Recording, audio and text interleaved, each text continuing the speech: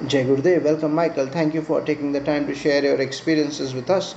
Could you tell us about a memorable moment you had with Gurudev? Of course, there was this one particular instant that stands out. We were out walking with Gurudev one morning, and he casually mentioned that if we went out at a certain time, we wouldn't see anything. We didn't quite understand what he meant at first, but a few days later, we found ourselves in the same area during the day, and there was absolutely nothing unusual. It was a moment that made us realize the depth of his awareness. He often walked alone around 4 in the morning, a time when no one else was around to interfere with his solitude.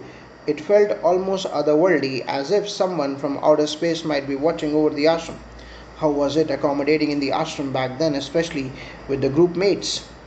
Life at the ashram was quite austere. We didn't have many of the conveniences people take for granted today. There was no hot water, and we had to arrange makeshift solutions. For instance, we used to buy industrial lights from the Chickpet area in Bangalore to illuminate Gurudev during recordings. Even getting a functional video camera was a challenge. I remember an incident where a camera brought from the United States didn't work initially. Gurudev told us that it was crucial for the recordings, and after a silent meditation, he simply told us to check the camera again. Miraculously, it worked.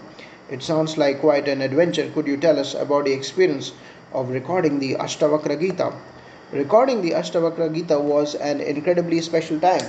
There were no resources available at the ashram, so we had to improvise a lot. It was worth it. Gurudev would talk during satsangs, and we would all feel as if he was speaking directly to us. My roommates and I often discussed how each day's talk seemed personally relevant to our own lives. It was a profound connection that Gurudev managed to establish with everyone present. I was honored to be the cameraman for those sessions. The introductory parts of the videos with the crown, the Guru Patakas, and the flowers were actually set up in my kitchen. You mentioned knowledge sessions and the knowledge sheets. How did those sessions unfold? The knowledge sheets came much later, starting in Santa Barbara in California. Gurudev would often ask what we wanted him to talk about, listen to our ideas, and then choose his own topic.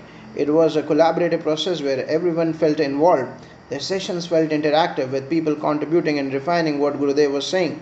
The final knowledge sheets were read aloud to him before being sent out, and he always seemed fascinated by how the knowledge flowed out. It was as if he admired the process as much as we did. Can you share any other intimate discussions or incidents that left a mark on you? There were many moments, but one that stands out is from when we had satsangs in people's homes during Gurudev's travels in the early days.